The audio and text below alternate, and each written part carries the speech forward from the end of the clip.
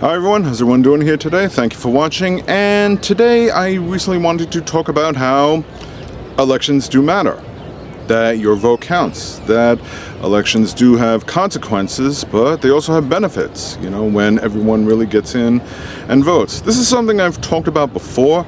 The reason I bring this up is because we've had two recent victories on the working class side, or the liberal side.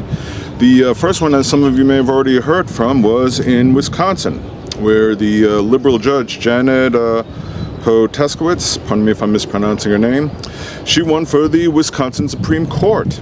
And she was up against a person named Daniel Kelly, who was a complete MAGA head, and upon losing, he just went off on some whiny little crybaby sore loser of a speech that you could possibly expect, because that is the whole MAGA way, right? Elections only matter if you win. If you lose, then it's rigged. Yeah, whatever, okay? You get tired of hearing about it, but there's still a handful out there that still want to bring it up. And also, another victory we had was in Chicago, where Brandon Johnson, who was a person of the working class, and he won by a considerable victory for the mayor of Chicago. So the one thing I've always encouraged is not just focus on the midterms, not just focus on the presidential elections. Those are important too, as well as the primaries, but also to get involved in a lot of the other elections that are going on in your area, for different councilmen, board members, and even judges. And also, most importantly, school districts. Because, I don't have children, but let's face it, a lot of times some Republicans out there like to replace people on the school board so they can influence how education goes. And that is an important thing, especially if you have children. Look what's going on in Florida. And in the past, when I would sometimes do phone banking for certain candidates, encouraging them to get out and vote. Some of them already voted, some hadn't yet, but intend to do so. Not trying to push who they're voting for, but just to make sure they actually get out and vote. And hopefully they're in support for the candidate that you're phone banking for. In the past, I have had a few people just say they don't intend to vote, that they're just fed up with the elections, that they're really down about it, they don't believe in it, or they've just had too many bad experiences with candidates that lose, or that they voted for a candidate and they just didn't do the right thing. And to be honest with you, I actually get that. I've felt that way too sometimes. It's easy to get disappointed, especially the way some things have been going lately, but truth be told, elections do matter. I know that's a tough thing to believe, but they actually do matter. Your vote does count, because as I've stated in the past, you may think, oh, I'm just a small handful of votes. No, there are a lot of people out there that consistently do not vote, or just, either by choice or circumstance, whatever the reason may be.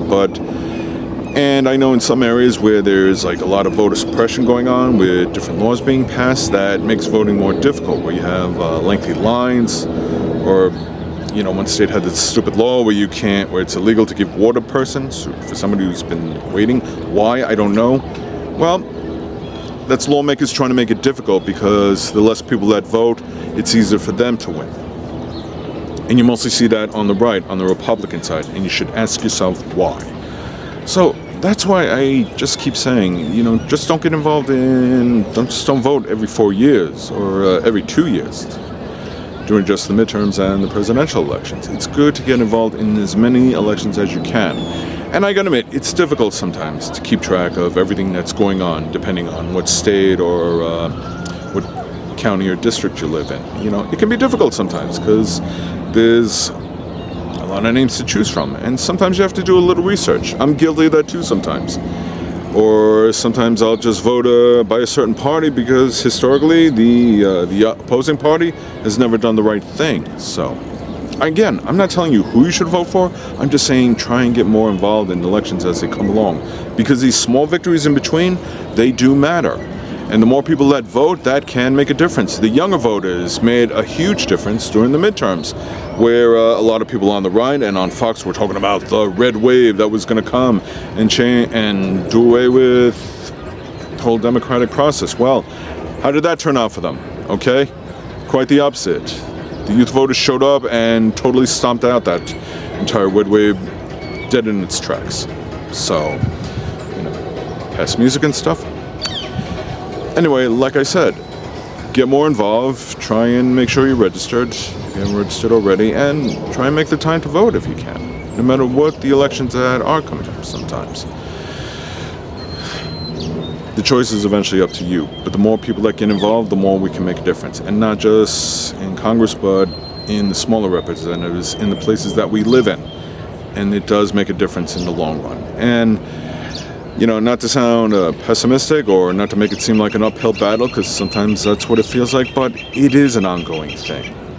Some older people I talk to say they're not as active as they used to be because they've been doing it for so long that, you know, they get drained, they fizzle out, and I get that too sometimes, but I still encourage people to get out and vote and get more involved in the elections, no matter what it is that comes up. So in the end, the choice is up to you, but I'm hoping you choose to be more proactive, because in the end, your vote counts. Your voice matters, so let it matter. Anyway, thank you for watching. I really hope you understand.